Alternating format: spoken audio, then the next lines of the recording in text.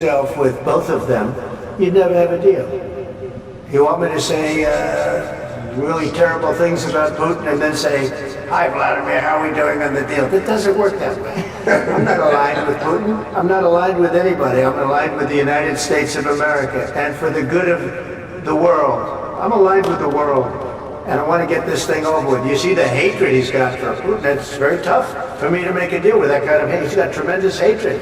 And I understand that, but I can tell you the other side isn't exactly in love with, him either. So it's not a question of alignment. I'm aligned with the world. I want to get the thing set. I'm aligned with Europe. I want to see if we can get this thing done. You want me to be tough? I could be tougher than any human being you've ever seen. I'd be so tough. But you're never going to get a deal that way, so that's the way it goes. All right, one more question. Hey, I would respond to this. So look, for 4 years in the United States of America, we had a president who stood up at press conferences and talked tough about Vladimir Putin, and then Putin invaded Ukraine and destroyed a significant chunk of the country. The path to peace and the path to prosperity is maybe engaging in diplomacy. We tried the pathway of Joe Biden of thumping our chest and pretending that the President of the United States' words mattered more than the President of the United States' actions. What makes America a good country is America engaging in diplomacy. That's what President Trump is doing. Can I ask you? Sure. Yeah? Yeah. Okay. So he occupied our parts, big parts of Ukraine, parts of East and Crimea. So he occupied it on 2014. So during a lot of years, I'm not speaking about just Biden, but those time was Obama, then President Obama, then President Trump, then President Biden, now President Trump, and God bless, now President Trump will stop him. But during 2014, nobody stopped him. He just occupied and took. He killed people. You know what the contact 2015. 2014 2014. is 2014? Yeah. So I was not here. Yeah, but That's exactly right. Yes, but during 2014 till 2022, the situation the same. That people have been dying on the contact line. Nobody stopped him. You know that we had conversations with him, a lot of conversations, bilateral conversations, and we signed with him, me, like a new president. In 2019, I signed with him the deal. I signed with him, Macron and Merkel, we signed ceasefire.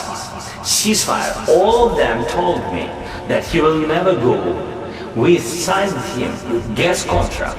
Gas contract. Yes, but after that, he broke the ceasefire. He killed our people and he didn't exchange prisoners. We signed the exchange of prisoners, but he didn't do it. What kind of diplomacy, JD, you are speaking about? What do you mean? I'm talking about the kind of diplomacy that's going to end the destruction of your country. Yes, but if Mr. President, with respect, I think it's disrespectful for you to come into the Oval Office and try to litigate this in front of the American media. Right now, you guys are going around and forcing conscripts to the front lines because you have manpower problems. You should be thanking the President for trying to bring an end to this conflict. Have you ever been to Ukraine that you say what problems we have? I have been to. I've actually watched and seen the stories, and I know that what happens is you bring them on a propaganda tour, Mr. President. Do you disagree that you've had problems bringing people into your military? And do you think that it's respectful to come to the Oval Office of the United States of America and attack the administration that is trying to prevent the destruction of your country? A lot of questions. Let's start from the beginning. Sure. First of all, during the war, everybody has problems. Even you, but you have nice ocean and don't feel now, but you will feel it in the future. God bless. You don't know that. God bless. God bless. You will not war. Don't tell us what we're going to feel. We're trying to solve a problem. Don't tell us what we're going to feel. I'm not telling you. Because you're in no position to dictate that. That's exactly what you're doing. You're in no position to dictate what we're going to feel. We're going to feel very good. We're going to feel very good and very strong. You will feel influence. You're right now not in a very good position. You've allowed yourself to be in a very bad position, and you have to be right about it. From the very beginning of the war. You're not in a good position. You don't have the cards right now.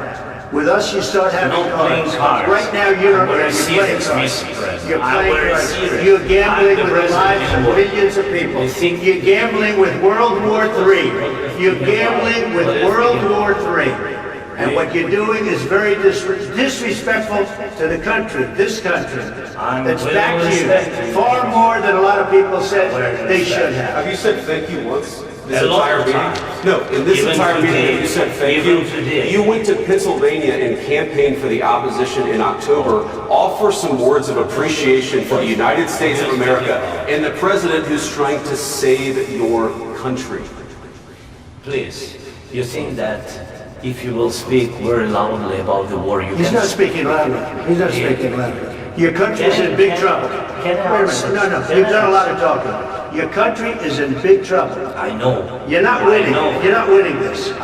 You have a damn good chance of We are coming out staying- okay because of Mr. us. President, we are staying in our country, staying strong from the very beginning of the war. We've been alone, and we are thankful. I said thanks You haven't in been this allowed. cabinet. You haven't not been only allowed. in this We cabinet. gave you, through I this said stupid president, $350 billion. You voted We gave for you your military equipment, You and your voted men for are your brave, but they had to use our military What about equipment. this? If you didn't have You our invited military me- equipment, you invited if me you to didn't speak. have our military equipment, this war would have been over in 2 weeks. In 3 okay? days, I heard it from Putin. In 3 days. This is something Maybe new. less. In 2 weeks, of course, yes. It's going to be a very hard thing to do business like this. I can tell you. Just say thank you. I said a lot of Accept times that there, thank you accept to American people. accept that there are disagreements, and let's go litigate those disagreements rather than trying to fight it out in the American media when you're wrong.